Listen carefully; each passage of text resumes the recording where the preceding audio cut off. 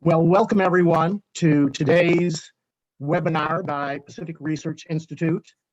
As a reminder, Pacific Research Institute is a nonprofit free market think tank that does research in a whole series of topics, including healthcare, the environment, economics, reform for California. And today we're going to address critical race theory and woke ideology.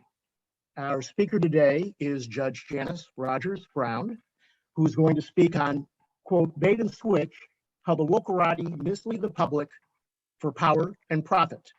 Now, before I formally introduce Judge Brown, let me just give you a little bit about her background. She was born in Alabama. She was the daughter of a sharecropper. And from those very humble beginnings, she reached the heights of the judicial system in the United States. In 1994, Judge Brown was appointed by Governor Wilson to the California Court of Appeal, 3rd Appellate District in Sacramento. 2 years later, Governor Wilson appointed her to the California Supreme Court as an Associate Justice, where she served until 2005, at which time President George W. Bush appointed her as a circuit judge for the U.S. Court of Appeals for the District of Columbia Circuit. And there, Judge Brown served with distinction and honor from 2005 to 2017. And in fact, Judge Brown has had a very impressive career even before she became a judge. For instance, after she graduated from law school in 1977, she was Deputy Legislative Counsel for the California Legislative Counsel's Office, which frankly drafts all of the legislation for the legislators in the California legislature. She then served for 8 years as the Deputy Attorney General in the California Department of Justice.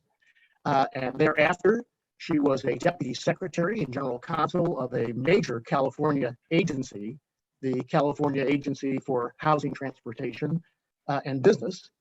And after that, a short stint in private practice, and she became Governor Wilson's Legal Affairs Secretary during his first term in office. So since her retirement, Judge Brown has been studying critical race theory and the woke literati, and so she has got some very interesting remarks today. And so with that, I'd like to welcome Judge Janice Rogers Brown. Thank you. Thank you, Dan. And hello to all of you who have joined us virtually. This is a subject that I think a lot of people are thinking about now. So I'm going to just get right into it. Roughly 250 years. Is that the lifespan to be carved in the headstone of the American Republic? Maybe the end date will be 2025 or 2030. The point is, if the woke elite have their way, nothing of the liberty and commitment to self-government that has marked America as an exceptional nation will survive. Abraham Lincoln once implored the Congress to do everything in their power to save, quote, the last best hope of Earth. America's woke vanguard has reached a different conclusion. Their evaluation of this nation echoes the judgment God announced to King Belshazzar just before the fall of the Babylonian kingdom. Mene Tekel Upharsin, a phrase translated in part as "you have been weighed and found wanting." The book of Daniel tells us Babylon surrendered to its besiegers within hours of that ominous message appearing on the wall, and the king was killed that very night. For many of us, the eruption of wokeism has seemed equally sudden and cataclysmic. But in reality, like Belshazzar's fall, it's been a long time coming. But what is it? Matthew Iglesias has described it as the Great Awakening. That label is clever and perhaps, as we'll discuss later, entirely apt. A couple of years ago, Zach Goldberg did a deep dive into the woke revolution that he saw transforming American politics. What he found is that the baseline attitudes expressed by white liberals on racial and social justice questions have become radically more liberal, and the revolution in moral sentiment has led to an ideological stridency and intolerance of anyone or anything that stands in their way. This ongoing transformation has moved white liberals so far to the left on questions of race and racism that they are now to the left even of the typical Black voter. Now the woke elite, he says, act like white saviors who must lead the rest of the country, including the racial minorities whose interests they claim to represent, to a vision of justice the less enlightened groups would not choose for themselves. Because of their outsized political and cultural influence, Goldberg observes, the danger is that woke white activists acting on behalf of voiceless minorities have had their perceptions distorted by social media tinted caricatures that obscure more objective measures of reality and end up silencing or ignoring what the voiceless groups themselves have to say about what policies are in their best interests. While Goldberg finds liberals' greater concern for the outgroups and even the world as a whole praiseworthy, he admits a problem arises when those moral emotions become hyperactive and detached from objective reality, when they motivate the division of society into allies and enemies, and when they generate a level of sanctimonious outrage and judgment that places all political dissent beyond the pale. In his view, the advent of digital and social media has fomented just such a carnival of excesses. Goldberg's explanation is entirely plausible, but it seems at best naive and at worst complicit.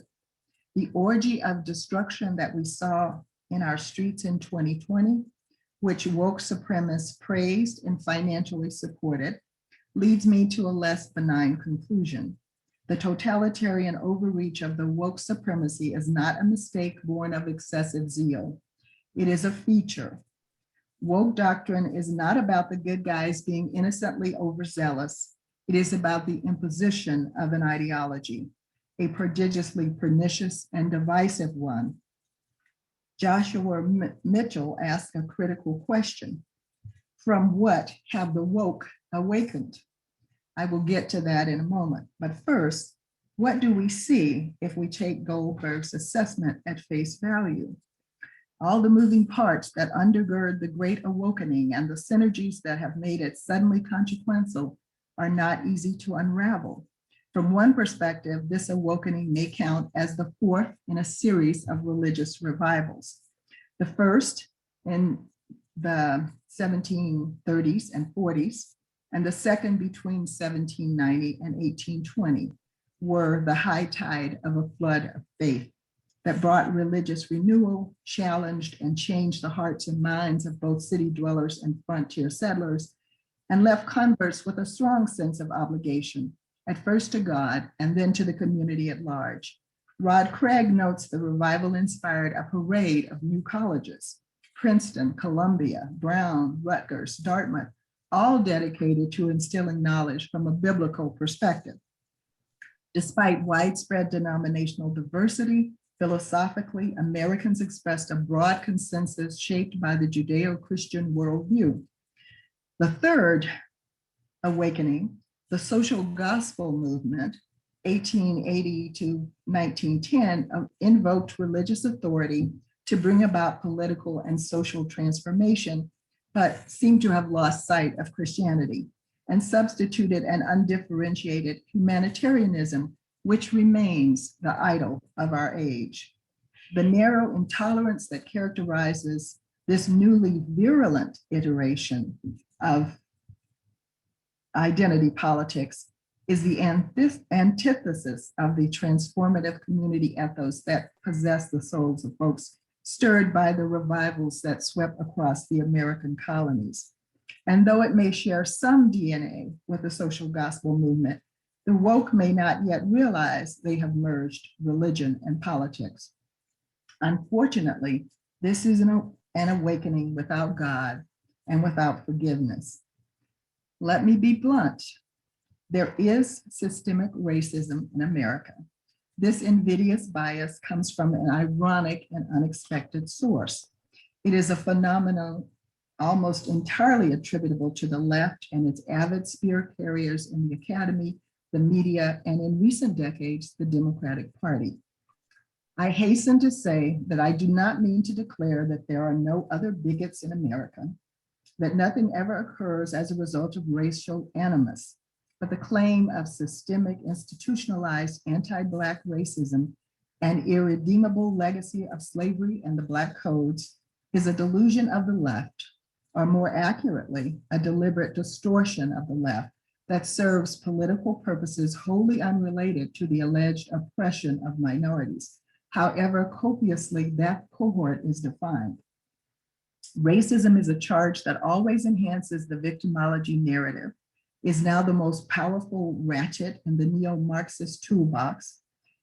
In what felt like less than a nanosecond, America went from being a society less and less bothered by race, striving toward colorblindness, to racial obsession. We are on the path to a new and more dangerous racism, more stifling and restrictive than simple racial animus ever could be. There was a time when this society's intellectual life, its view of the universe of human nature and of aesthetics, its social and political ideas, reflected a Judeo-Christian ethic. And as President Calvin Coolidge observed on the 150th anniversary of the Declaration of Independence, the clergy played an indispensable role. Coolidge's speech carefully considered the underpinnings of American constitutionalism as found in the text, the sermons, and the writings of early colonial clergy who were instructing their congregations. Thus, he said, they preached equality because they believed in the fatherhood of God and the brotherhood of man. They justified freedom by the text that we are all created in the divine image, all partakers of the divine spirit. Similarly, it was once the job of the academy to introduce students to the inspiring story of Western civilization and to enhance their respect for the cultural heritage of the West. Now, as Bruce Bauer has noted, the humanities seek to unmask the West as the perpetrator of injustice around the globe. And if the history unearthed is not damning enough, they will simply invent a more disgusting narrative. Thus, civilization is not analyzed through the use of reason or judged according to the aesthetic standards that have developed over the centuries. Rather, it is viewed through the prism of race, class, and gender, and is hailed or condemned, mostly condemned, in accordance with political checklists. The woke elites like to think of themselves as brand new, but we have seen something like this before.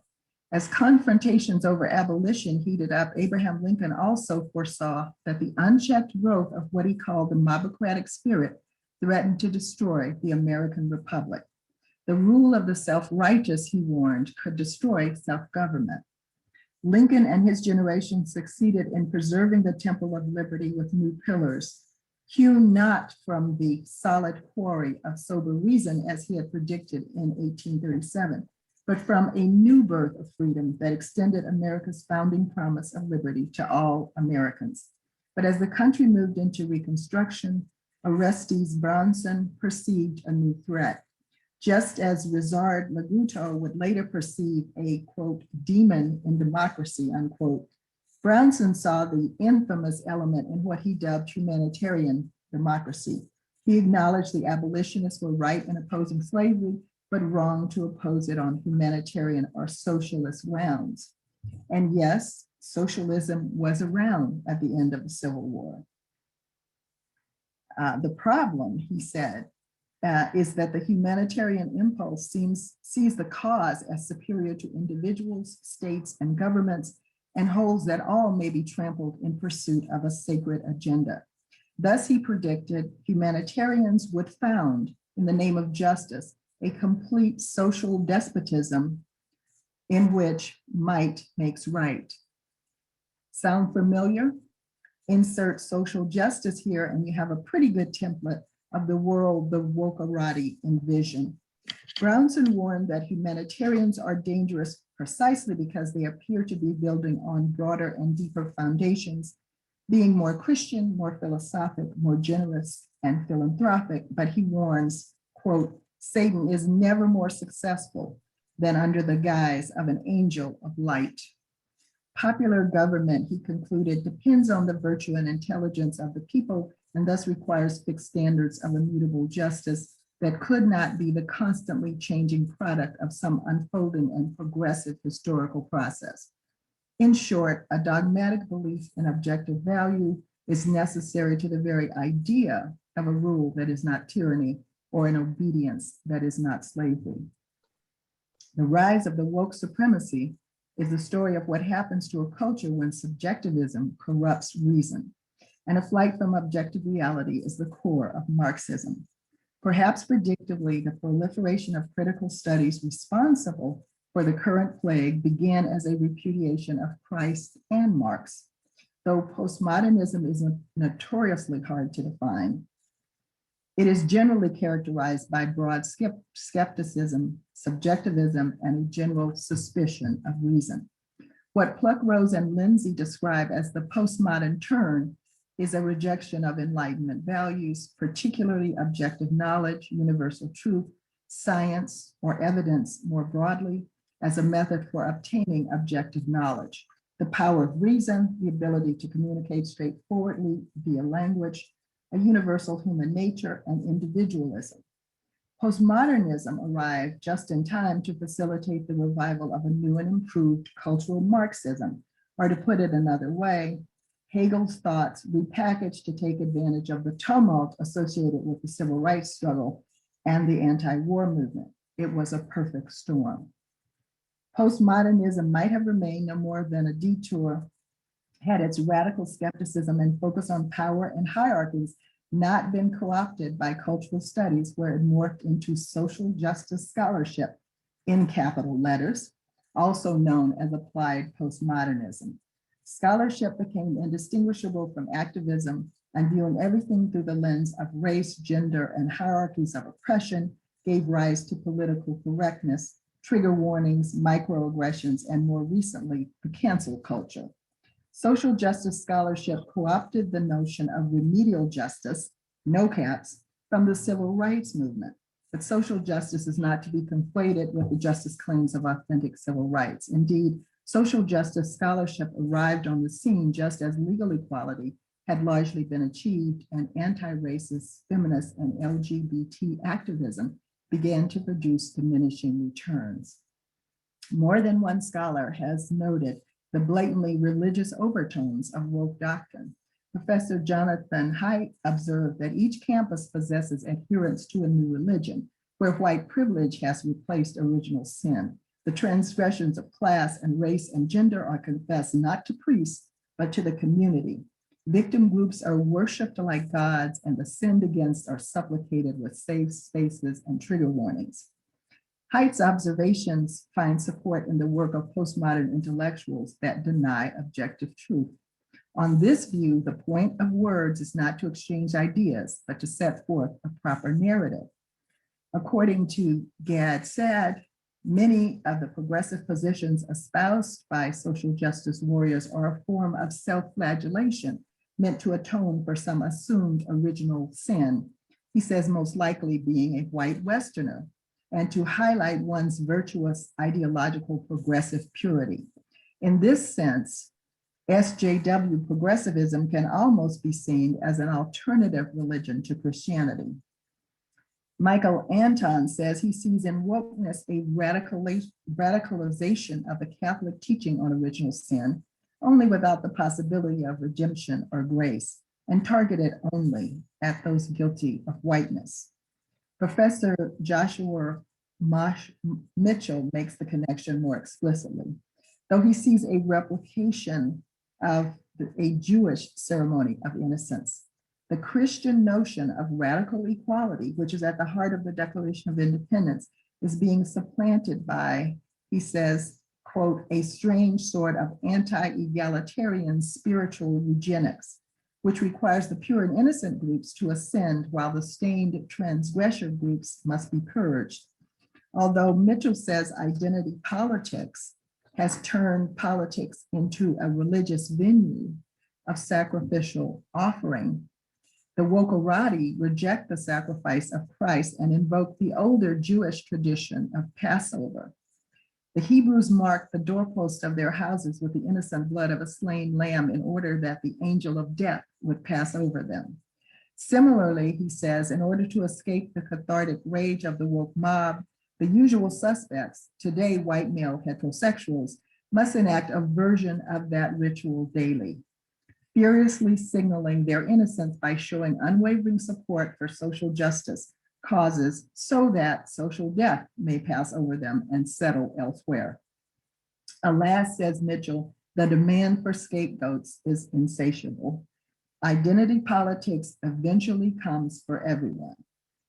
And the bitterest irony is that the vast majority of Black Americans, whose moral authority has been appropriated to extend the template fashioned by the wound of slavery to women, people of color, and those gathered under the heading of LGBTQ, end up being heteronormative or cisgender offenders in a purification ritual that is perpetually searching for new victims to invoke and new scapegoats to sacrifice. In 1968, the Weather Underground declared its intention to destroy everything good and decent in America. Its boast seems on the verge of fulfillment. The Great Awakening is about the rise of a new supremacy. There have been a number of such movements in American history. All share one thing in common: recognition that America is the single greatest impediment to supreme ambitions. In all the ways that count, the woke elite are indistinguishable from other supremacists. Evan Sayet argues the enemy of the woke is not just America alone. Their true enemy is human civilization. What makes the doctrine so confusing is that it is simultaneously dedicated to refereeing purity and taint between and amongst groups, while promoting a cult of moral indiscriminateness as applied to lifestyles, cultures, and criminal opportunism. Thus, America's history and traditions are irredeemably tainted by the inky legacy of slavery. Everything which is conceivably the product of Western civilization, including mathematics, grammar, logic, rationality, and truth, and even the use of a knife and fork, are rejected as racist. At the same time, the woke actively seek to undermine all boundaries, whether national borders or moral constraints. They are, do nothing is right, nothing is true. But if a man believes he is a pig, that is a fact that cannot be questioned. Anyone who contradicts woke orthodoxy does so at their peril. The contradictions are mind-numbing, but arguably intentional. Being woke requires a facile command of a specialized alphabet and the catechism of an ever-evolving liturgy. Once we become familiar with the woke's street auxiliaries, BLM and Antifa, it is clear the Wokerati are not well-meaning folks who have just gone a bit too far. The woke present an existential threat. They want to destroy America. They are serious about it. They seek to impose a top-down tyranny of the self-interested, narcissistic minority. They are committed to warping not just state power, but all institutions to serve private interests at public expense, and are indifferent to, indeed boastfully dismissive of, the notion of the common good. The oligarchic two-tier, anarcho-tyrannical woke America's guiding principle is never to let good crisis go to waste. As Victor Davis Hanson recently noted, the woke left now controls the media, the academy, Silicon Valley, professional sports, the corporate boardroom, the military hierarchy, the deep state, public education, and all the rest of the federal bureaucracy. As he succinctly summarizes their creed, woke revolutionaries aren't fighting against the man, they are the man. Our revolutionaries hate dissent. They destroy any who question their media-spun hoaxes. Truth is their enemy and fear is their weapon. 60s paranoid revolutionaries warned about George Orwell's 1984, but our revolutionaries are 1984.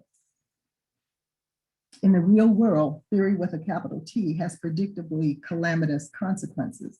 Among those untoward consequences is the rise of BLM and Antifa, the corruption of government at all levels, and the wanton destruction of what once was the world's finest system of public education. As Ravel warns, the totalitarian mindset always puts itself forward under the cover of a generous doctrine aimed at aiding the oppressed, humanitarian, inspired by concern for giving the disadvantaged their fair share, against corruption and pollution and exclusion. And these fine sentiments always end with the gulag. Rizard Laguto posits that communism and liberal democracy stem from the same historical roots in early modernity, and both exhibit a propensity toward a cult of technology and easy acceptance of social engineering as the proper means of reforming society, changing human behavior, and solving social problems. But this cannot be done outside a meticulous despotism. The Isley Brothers had the right idea. In a 1971 anthem with one of the funkiest bass lines in the annals of R&B, they exhorted listeners to fight the power. Still good advice. But as the vocalist laments, when he tries to roll with the punches, he gets knocked to the ground by all this bull, expletive deleted, going down. No one can effectively fight the power without first understanding its source. The Wokerati's exact intentions are less than clear, but some things are obvious. The success of their agenda depends on mendacity and manipulation. They rely on cancel culture and the intimidation of the Twitter mob because their contentions cannot withstand the slightest scrutiny. The claims that white supremacy, implicit bias, and anti-Black racism account for all racial disparities in achievement are easily debunked. To quote Brown University Professor Glenn Lowry, the simple retort, racism is laughable, as if such disparities have nothing to do with behavior, with cultural patterns, with peer groups, with what peer groups value, with how people spend their time, with what they identify as being critical to their own self-respect. Empirical research strongly supports Professor Lowry's intuition. A 2014 Census Bureau graphic showed that WASP do not have the highest ethnic income. Indian Americans do. Indeed, 18 groups finished ahead of whites, including Taiwanese Americans and Nigerians. The Wokerati want an infantilized and frightened population over whom they may rule with minimal pushback. The socialist paradise to which they would herd us remains a dream in the misty, distant future, but they intend to fare well on the road to paradise. There is an antidote, the truth. It will take courage to speak the truth and defend the truth. It will not be easy. In the days of the Twitter mob, crossing woke lines may mean the loss of your job, your reputation, or any opportunity to be a public presence. We have all seen the craven cowering of people who have done no more than spoken the truth, but who capitulate to lies to save themselves. We must commit ourselves to speaking the truth and be prepared to accept the consequences. On this point, I favor T.S. Eliot's approach. If we take a proper view of a cause, Eliot thought we would understand there's no such thing as a lost cause because there's no such thing as a gained cause. He thought we all fight for lost causes, but because we know that our defeat and dismay may be the preface to our successor's victory. Though that victory itself will be temporary, we fight rather to keep something alive than in the expectation that anything will triumph.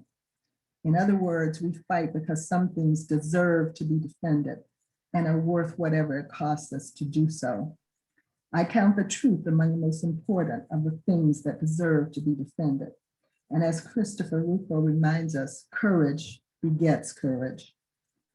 It is easy to stop a lone dissenter. It's much harder to stop 10, 20, 100, 1,000, 1 million or more who stand up together for the principles of America.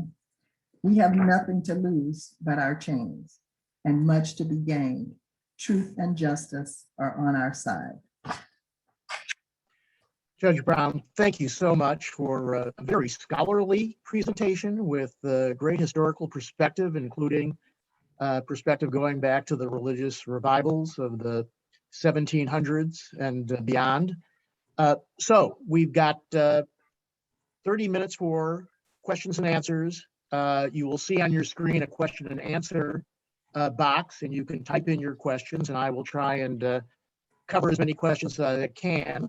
But in the meantime, I'll start off with a couple of questions. And Judge Brown, you spoke a little bit about the Marxist relationship with woke ideology. Could you explain a bit about the Marxist underpinnings of critical race theory? Just what is it? Okay. There was a recent Heritage report that dubs CRT the grandchild of critical theory. And critical theory was the parent of critical legal theory, which you might remember. A lot of law schools took that up pretty assiduously in the 70s. But the genealogy is important because CRT is the mainspring of identity politics. And identity politics is really one of the chief afflictions of our time. But critical theory was conceived from the beginning as an attack on Western institutions and norms. And it can be traced back to a 1937 manifesto of what was called the Frankfurt School. And so the Frankfurt School was established at Columbia in the mid-30s by a number of German scholars who had fled Nazism in Germany, came here and sought the rebirth of Hegelian thought, which had started in the upheavals of the 1840s. So Marx and Engels had promised constant revolutions by the workers of the world, but those revolutions were few and far between.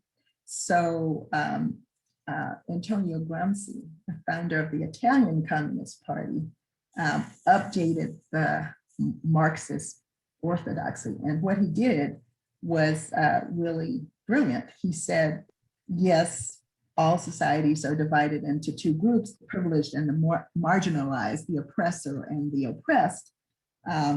But he divided marginalized groups as not only the economically oppressed, but women, racial minorities, and many criminals. So those are the categories that are still with us.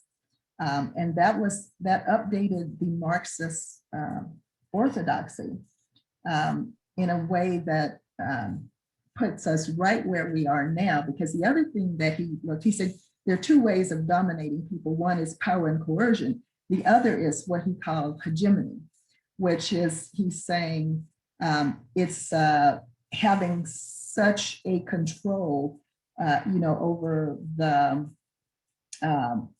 values that support the class interests, that those who are marginalized actually internalize those value systems and worldviews, and thus they support the groups who are dominating them. So that was his insight, that they insist on the ideology by which, in the view of the Marxists, they are enslaved.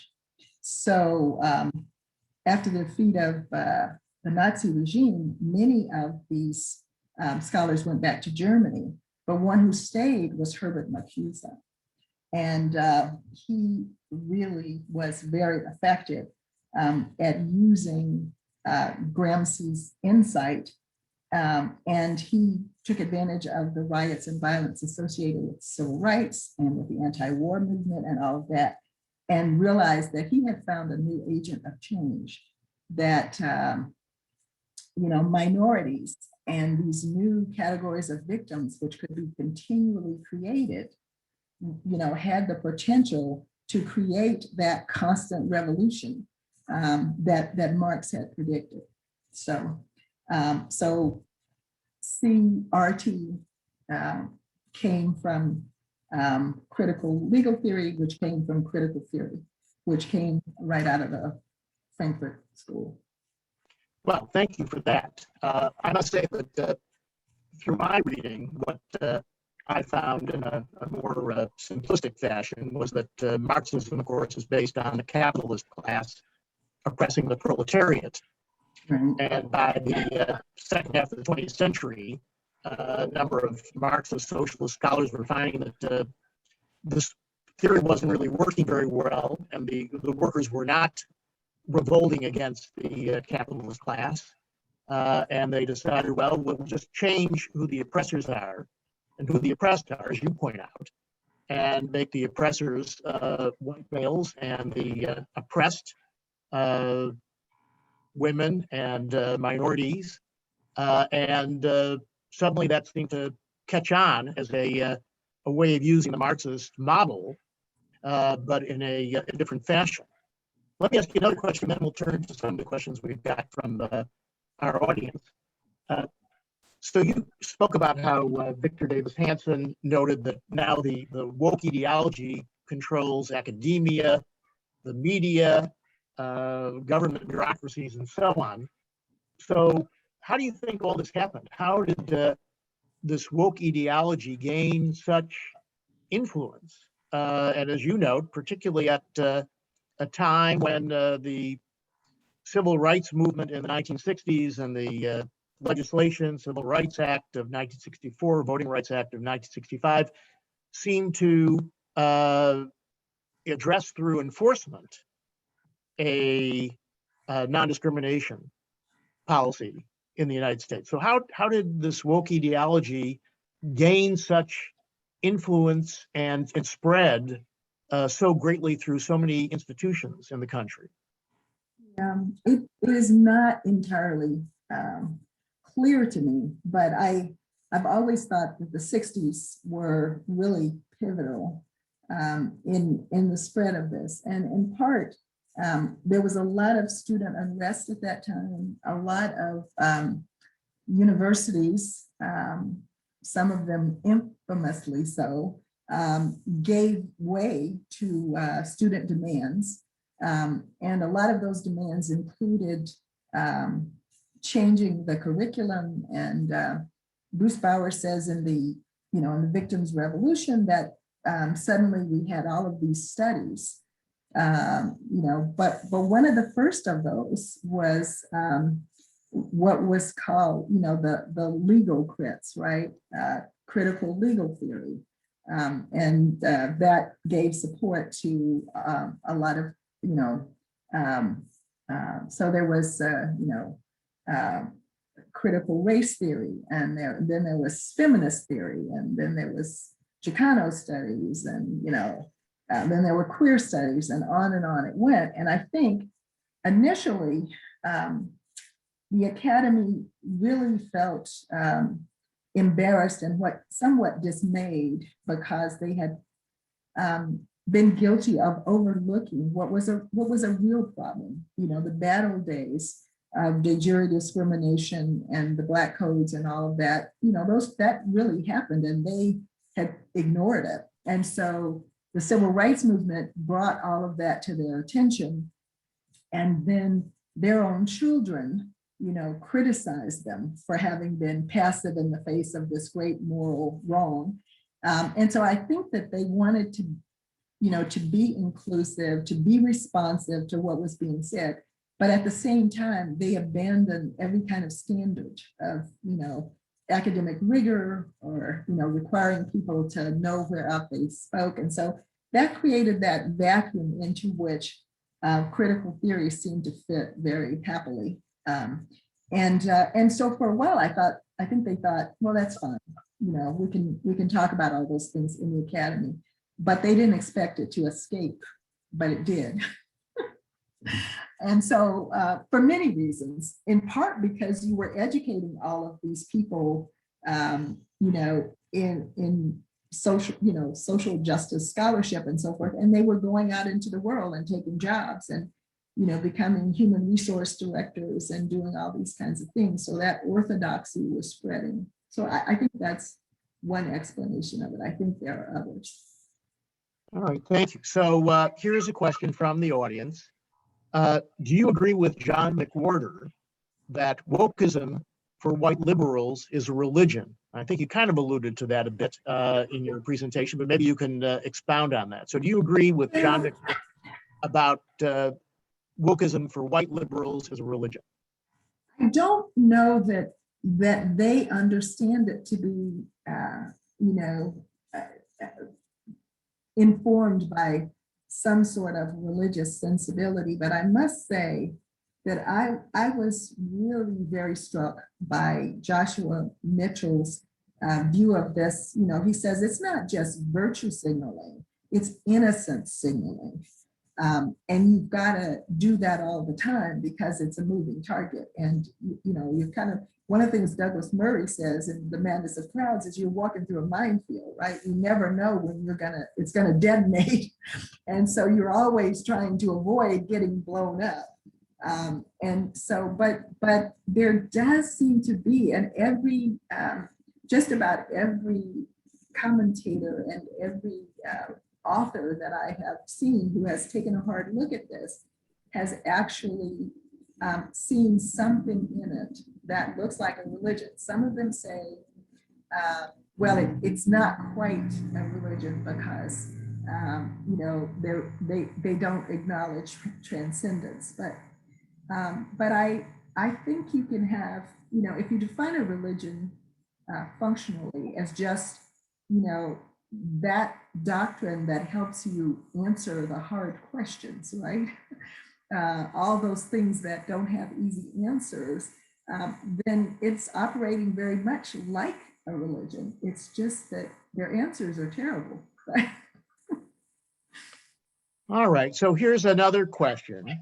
Why do you suppose so many principled and dedicated Democrats have hitched their wagons to wokeism? And the questioner notes, surely they realize how dangerous this is and how, like Robespierre, it can backfire upon them.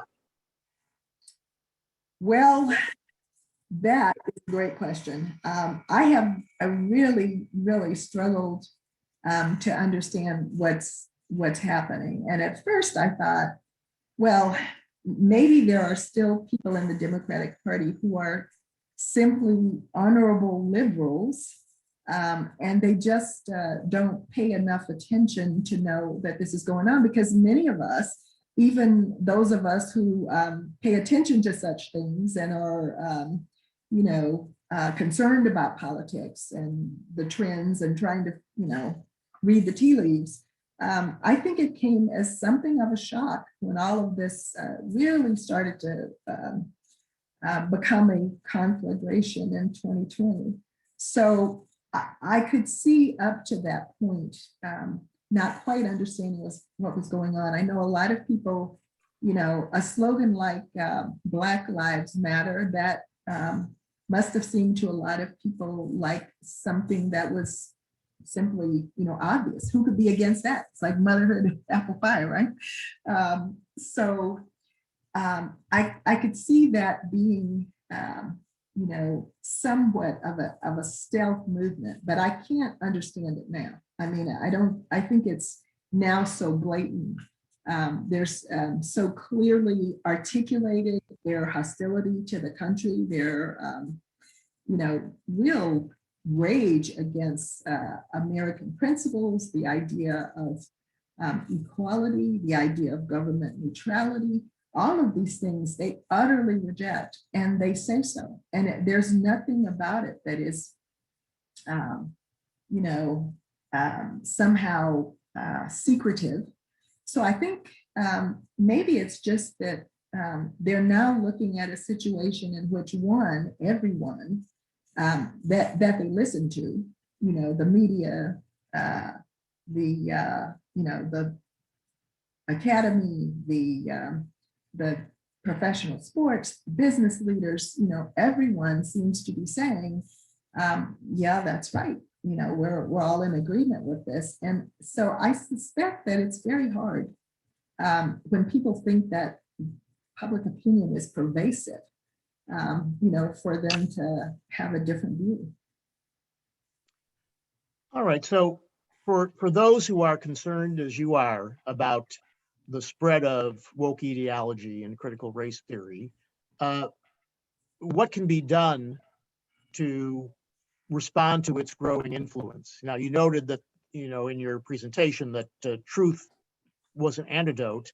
Can you be any more specific as to what sorts of things can be done or argued to try and address the spreading influence of woke ideology and critical race theory? I think probably some things cannot be done. It has areas of that seem to be very strong support in many places where you would not expect it to be. And it probably is not prudent to attack that directly. Because, for people who are at the beginning of their careers or, have lots to lose, I think it's very difficult. So I'm not suggesting that people be foolhardy. On the other hand, I think, courage is the most important virtue. And so there's a book out now by Rod Dreyer called Live Not by Lies. And what Dreyer is doing in that book is simply discussing something that Solzhenitsyn did when he was exiled from the Soviet Union. He wrote an essay for the people of Russia, which was translated roughly, live not by lies. And what he was saying to them was, you may not have any choice about, being stuck in the kingdom of lies. You may not be able to change the fact that that's where you are. But what you can change is how you handle it. And one of those things is to never validate it by acting as if you believe it. To always, speak truthfully, don't play the game. And so I think that's the point that I was trying to make. And it seems to me that there are real weaknesses in what they're doing. It is possible for people to understand. I think one of the things that we're seeing now is when this was in higher ed, people sort of said, well, that's kind of craziness, we expect it. But when they start pushing it into K through 12 and parents understood what they were doing, they rose up and said, no, you're not going to teach that to my child. And so I think there's a real value just in, always confronting it, not letting it slide by, not being passive in the face of it. And I mean, there are other things too that might help. But if you're just talking about, wokeism, that seems to me the most effective thing is to just don't let it go unchallenged, because they're saying things that are, really antithetical to everything that has made America a great country. And if they succeed, there will no longer be self-government, because what they mean by equity is not what the founders meant by equality. And that would require what Brownson was saying, meticulous despotism. It would require some government agency or many, right, to basically penalize and handicap people so that they can have this equitable outcome. That's what they're talking about. I suppose looking at it from another perspective, the underlying principle of the American Republic is that all people are created equal and every person should be judged on their individual merit and not based on the class or classification of which they're a part. And critical race theory is in complete contradiction to the concept that you judge people based on their merit, not on their race or class or gender. And so it is basically a theory that's contrary to the underlying principle of this republic. And I am reminded of something that Ronald Reagan said. He said, you can go to Japan, but you're not going to become Japanese. You can go to France, but you're not going to become French. He said, but everybody can come to the United States and become an American. And I guess the point is that this country is based on a diverse group of people from all over the world. And so we don't have a nationality, or let's be clear this way, we don't have an ethnicity that unites us. The only thing that unites this country, unlike, say, Japan or France or Germany, the only thing that unites us is our underlying principles, our philosophy of equal rights, of being based on your merit. And, you know, if you've got a theory that attacks those underlying principles, then you really don't have an America, because the only thing America is an idea. If you destroy the idea, you destroy America. Oh, that is very true. And Coolidge, in a wonderful speech that he gave on the 150th anniversary of the Declaration, you know, says something very like that. He says, if all men are created equal, that is final. If they're endowed by their creator with unalienable rights, that is final. If the only legitimate government is the government by consent of the people, that is final. He says you can't challenge those determinations, and anybody who seeks to do that is not able to claim progress. They are regressive. They are going backwards. So I think that's the answer. And I think people, when they really understand what's being said, not just, you know, the words can be so glib, and words can change their meaning. So, you know, I think in this country, you know, a claim of racism has great resonance. Nobody wants to be called a racist. We're, you know, way beyond that.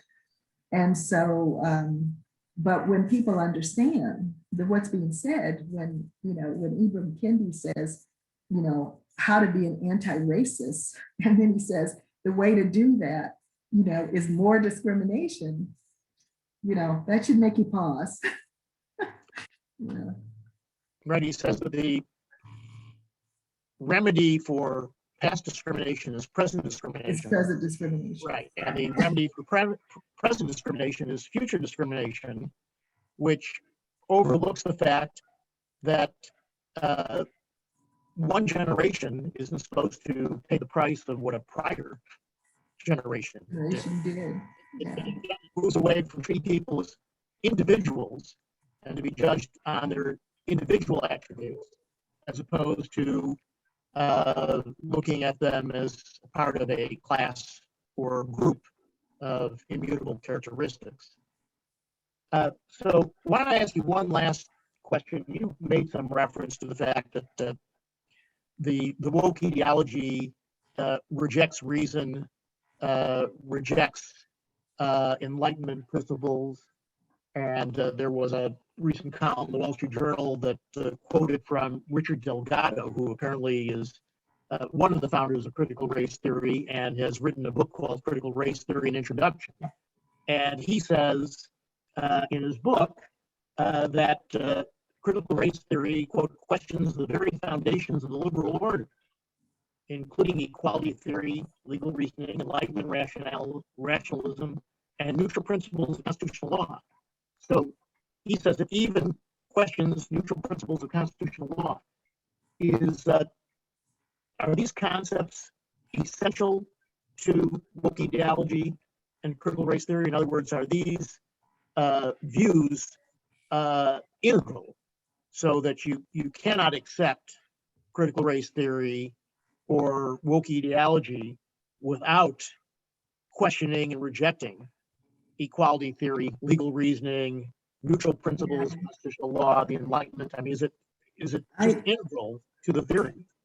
I think it is, because what's really being said here, when you go back to the, you know, the way that cultural Marxism works is to say that you always have the oppressed and the oppressor.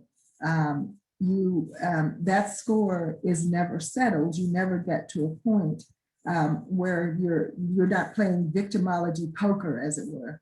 And so you can't have a government that's neutral in that circumstance. You have the innocent and the guilty must be punished. And so the whole idea of neutrality on the part of government just has to go away. Government has to be constantly, in fact, intervening and rebalancing the portfolio of good and evil. That's just how that has to work.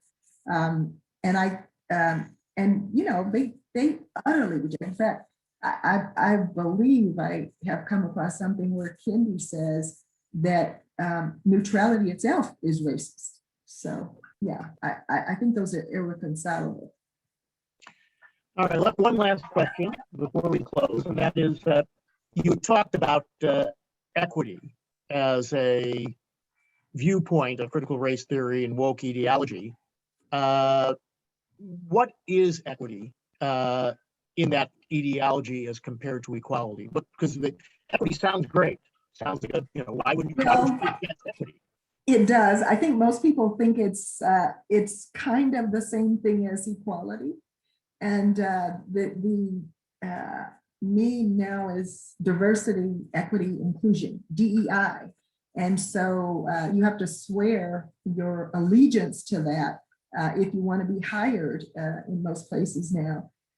But what they mean by equity is totally different from what the founders are saying when they talk about equality. What they are saying is we are all equal because we're human beings, and thus no one is born naturally a slave, and no one is born with the right to rule. And so the only legitimate government is a government that is based on the consent of the people. Therefore, the only legitimate government is self-government.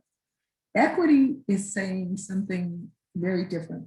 It's talking about not equality under the law or even equality of opportunity, but equality of outcome. And it's talking about equality of outcome, not even as to individuals, but as to groups.